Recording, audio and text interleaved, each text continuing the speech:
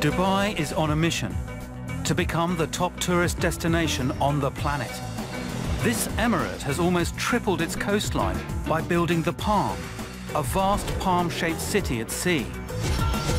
Now Dubai plans to put itself firmly on the map by recreating the world. 300 man-made islands constructed out in the Arabian Gulf. It's the biggest reclamation project ever undertaken. No project of this scale made by man has ever been done or attempted. The world can only be built of natural elements, a demand by the Sheikh, but it must defy nature's most destructive force, the sea. Engineers will battle against time and nature to create this man-made wonder, visible from space. Dubai is an amazing place because you're limited purely by your imagination and the laws of physics. But will the creation of this megastructure push Dubai to the limit?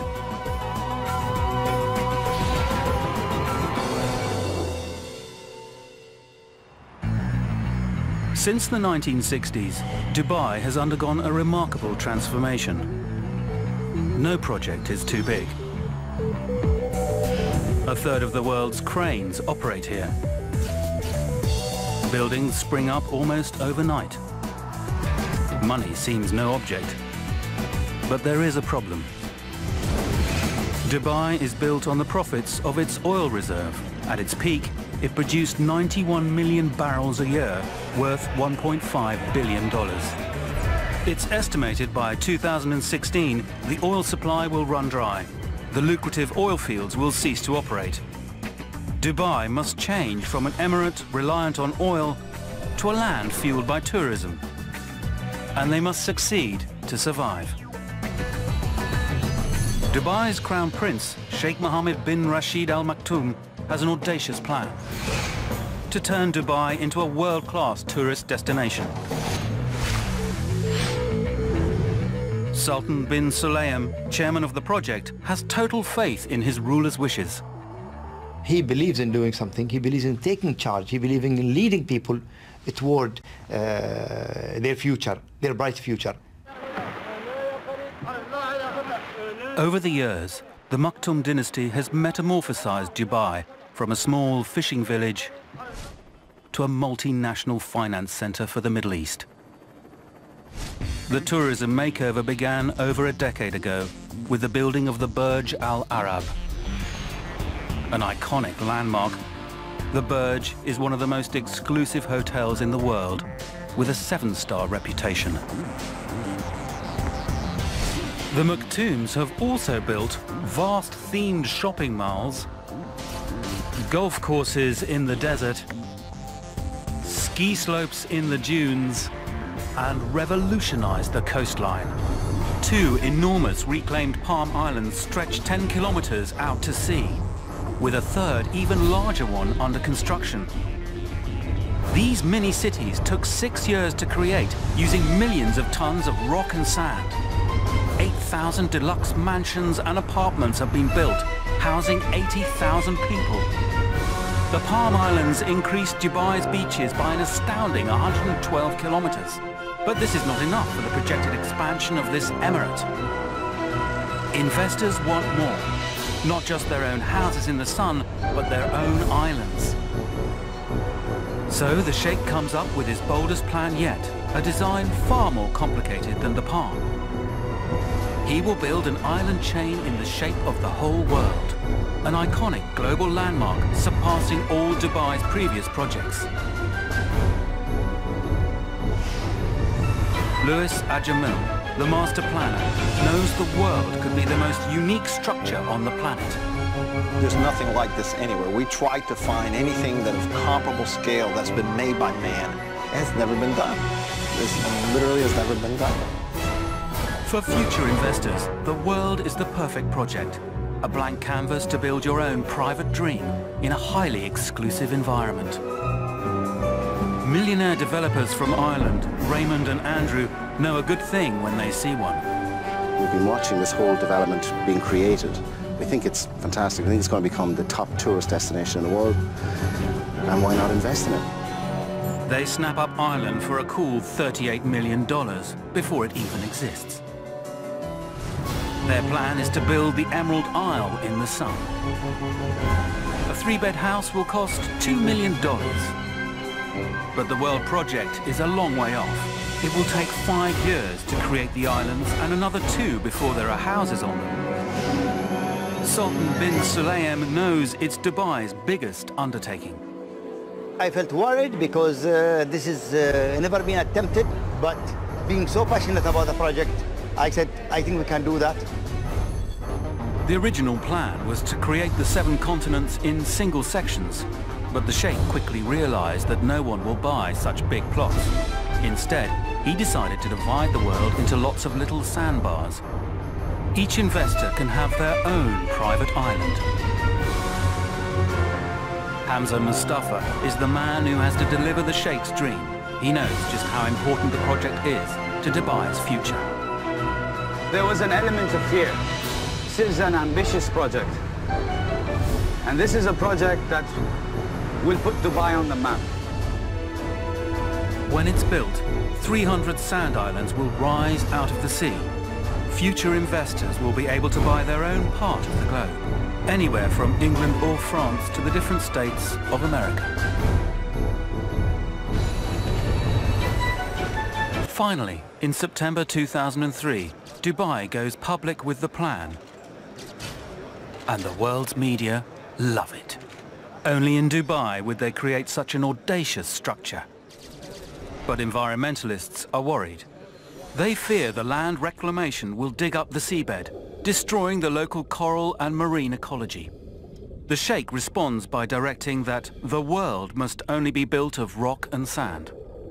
His decision makes the project more environmentally friendly and far more difficult.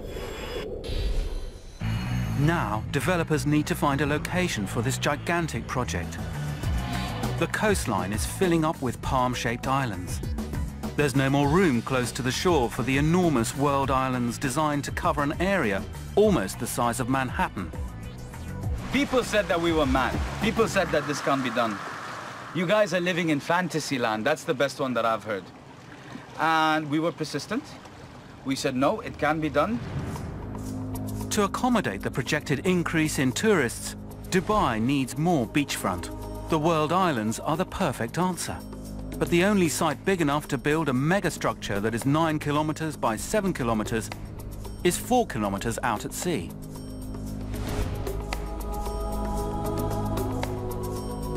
But unlike the Palm Island, the world will not be accessible by bridge and will be completely cut off from Dubai's city infrastructure. The location will add to the exclusivity of this megastructure. But it will give the engineers logistical headaches. Instead of driving out to the construction site as they did with the Palm, everything will have to get there by boat. It comes with its own set of challenges. Logistics, infrastructure, utilities, transportation, the list goes on. And there is more to the task than finding the location. The Sheikh sets a deadline of 2008 for the first stage, the completion of the land reclamation, leaving time for the infrastructure to be built before 2016. It's a tall order, but Dubai has the best reclamation engineers right on their doorstep. Van Oord, one of the largest reclamation companies in the world, is already in Dubai building the Palm Islands. But because the palms are still under construction, many of their experts and boats are in use. Can these engineers pull off building the world islands at the same time?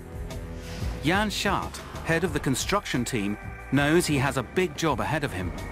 Logistically, it's a huge operation. We have 300 million cubic meters of sand to place and 30 million tons of rock. So that's a lot. He must find barges, cranes, tugboats and dredgers to move and place this enormous amount of material. Our biggest headache from the beginning, the organization, and to get the huge amount of volume of rock to the project site. The build must begin as soon as possible. The job must be completed in 5 years. This unique project needs a sea defense to protect it. But no one has designed a breakwater for a structure like this before. Development for such a vital creation would usually take years, but the world needs it now. December 2003, 6 months after Dubai's World Islands hit the global media, the project is still only a design on paper. At the Sheikh's demand, the islands can only be built of sand and rock instead of concrete and steel. It makes construction much more complicated. Engineers will scoop sand from the sea floor and rainbow blast it into the construction site to create the islands. It's just what they did with the Palm, but on an unprecedented scale. We're moving the most amount of sand ever moved by man, 350 million cubic meters of material. But it's not going to be easy building these islands out in the middle of the Arabian Gulf. The big challenge of this one is that if we start with the sand, due to the wave action and the currents, there is a risk of erosion. Erosion will constantly affect this megastructure. Waves attack the sand as soon as it hits the water. Engineers are going to have to prevent the destruction of these islands on a daily basis. To protect them, they're going to need a strong sea wall. At first, the engineers hope they can replicate the Palm Islands breakwater on a larger scale. Its pyramid-shaped wall, armored with rocks, weighing up to 6 tons each, can withstand the force of the sea. But the Sheikh insists that the world's 25-kilometer breakwater must not ruin the view of the sea. It must be as low as possible. The Palm's barrier rises too high above the waves and blocks the view. This design won't work for the World Islands. It's back to the drawing board. Ronald Stiefer, the man entrusted with this task, knows the whole project depends on his sea defense. The sea is one of the most important factors you have to take into account. People underestimate the forces of a wave. It's huge. The breakwater will have to withstand the force of the freak Shamal storms. Great storms from the north that strike the coastline twice a year, bringing 2-meter waves. But at the same time, this sea wall must lie low in the water. Designing the world's breakwater is difficult but vital. It was not really an easy thing to do, but you know, we have a lot of experience. In Holland, we are fighting sea for centuries, so we thought we should give it a try. This is not feasible. Ronald must find an answer quickly. The construction team needs to start the build. Their 5-year contract has already started. Without a strong protective breakwater, the islands could be washed away in weeks. Ronald has a flash of inspiration. I generated the idea sitting in the airplane, flying to Dubai. You know, when you are relaxed, then you have the best ideas. His groundbreaking invention is a long-stepped breakwater. The idea is inspired by nature and the coral reefs in the Maldives. The low, wide reefs are the perfect barrier for the great force of the sea.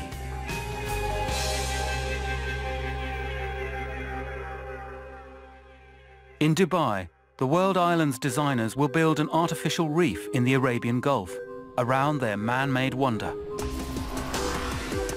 The design works in several stages, reducing the energy of the wave from 100% to 5%. The first slope of the step trips the wave, taking out half of its energy. Then, as the wave travels along the horizontal part of the step, the shallower water causes further friction. As it hits the second step, its force is reduced again. And finally, the wave is almost completely stopped as it breaks over the top of the breakwater. But Ronald needs to know for sure that his pioneering reef will work. If you really have it seriously wrong, then the waves will enter this area. That means the islands will be partly washed away. You will have a lot of damage to the beaches, to the structures on the islands. It would be a disaster. To test the theory, Ronald and his team build a miniature version in a 50-meter tank. The gradient of the steps are carefully calculated. For weeks, waves of all different sizes batter the mini breakwater. Initial results seem to show the artificial